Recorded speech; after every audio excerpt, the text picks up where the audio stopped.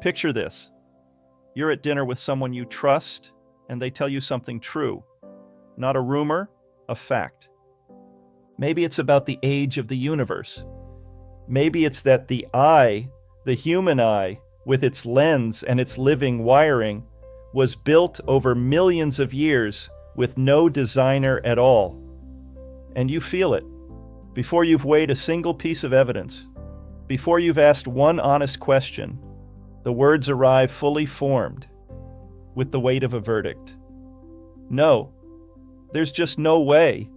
I can't even imagine how that could be true. What you feel isn't doubt, it's certainty, the feeling of certainty.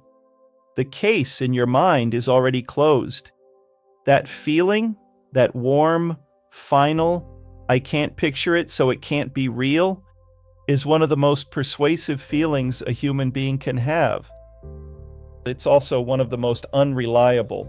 That's the argument from incredulity.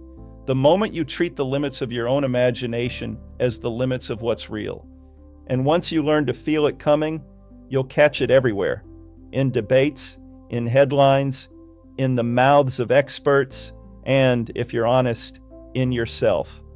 Here's why this should matter to you. This isn't a debate club technicality.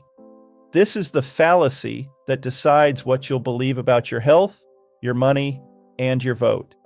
It's why people reject a treatment that would help them because the mechanism sounds too strange, and why a jury waves away solid evidence thinking, I can't see how anyone could do that. It's the engine under 1,000 conspiracy theories, and the lever every con artist and demagogue reaches for when the facts aren't on their side. Because if they can make an idea feel unimaginable, they never have to prove it's false. Your own gut does the work for them. So catching this one is a matter of self-defense. Let's break it down. The argument from incredulity has a simple shape. It says, I can't imagine how something could be true, therefore it's false. Or the mirror version. I can't imagine how it could be false, therefore it must be true. The underlying claim is, my inability to picture it is evidence about reality. That's simply not true. Your imagination is a fact about you, about what you happen to know. It is not a measurement of the world. Daniel Kahneman named this heuristic WYSIATI, or what you see is all there is, to describe this common cognitive error. This trap is old, and one of the cleanest examples comes from Charles Darwin. In 1859, in On the Origin of Species, Darwin took on the hardest case he could find, the human eye. And he admitted that to suppose the eye, with all its inimitable contrivances, could have formed by natural selection seems absurd in the highest possible degree. But Darwin was naming incredulity out loud. He wasn't stopping there. He was starting there. Because seeming to be absurd is not the same as being false. Not even close. Step by step, from a light-sensitive patch to a cup to a lens, the impossible eye becomes not just possible, but expected, and predictably so. More than a century later, the biologist Richard Dawkins gave this move its modern name. In his 1986 book, The Blind Watchmaker, he called it the argument from personal incredulity, and pointed out that I cannot personally imagine it is one of the weakest arguments there is, even though it sounds like one of the strongest. That alone explains why a channel like this one is necessary. It has a close cousin logicians have long studied, the argument from ignorance. Because something hasn't been proven, it must be false. Or because it hasn't been disproven, it must be true. Incredulity is the emotional version. It runs entirely on a feeling. So why does something so flimsy feel so powerful?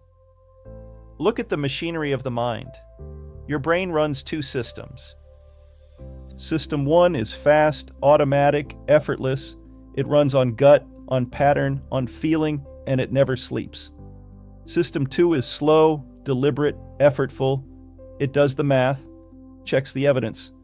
But System 2 is also notoriously lazy.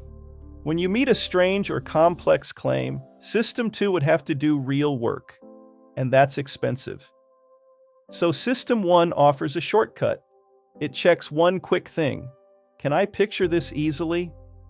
And if the answer is no, it hands you a feeling, the sensation of, that can't be right. And here's the key.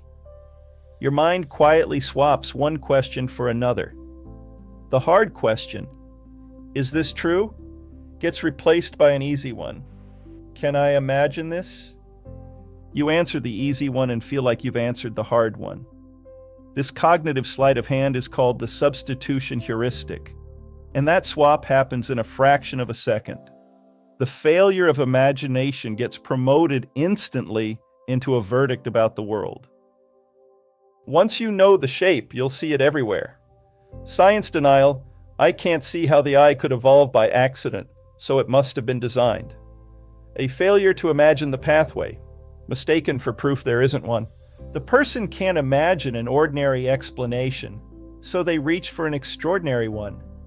Politics runs on it.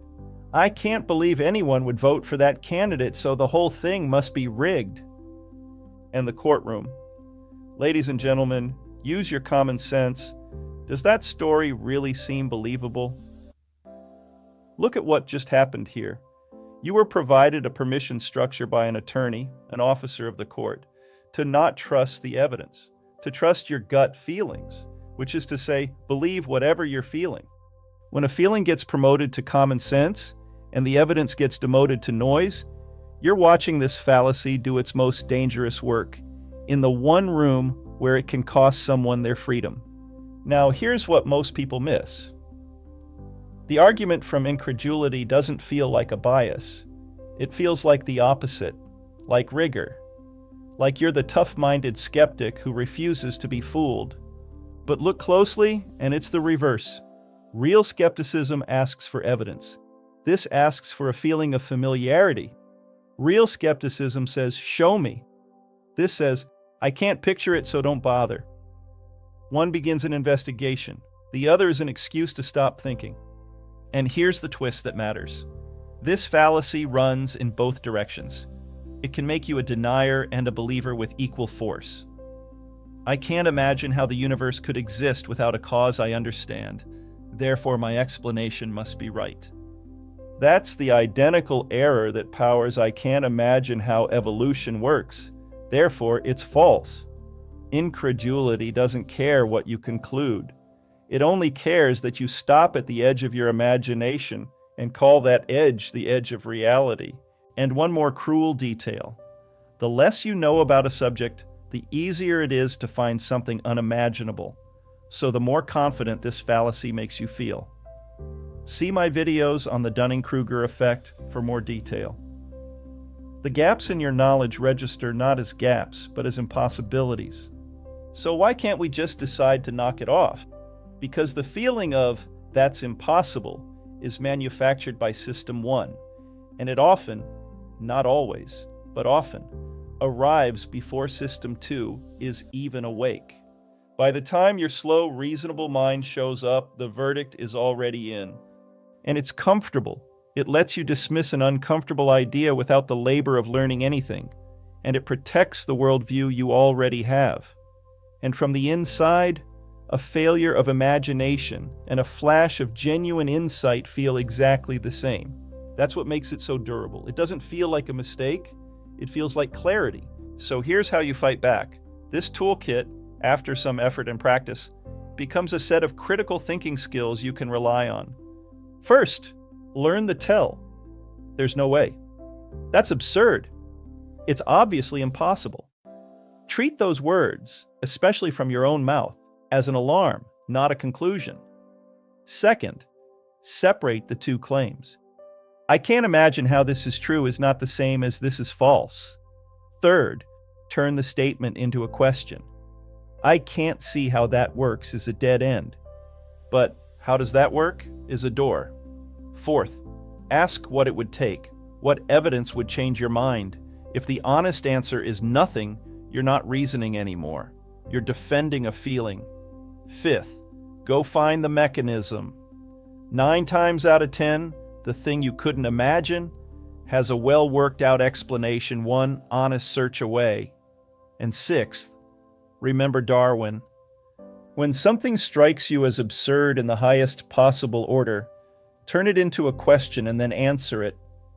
The feeling of impossible doesn't have to be a wall.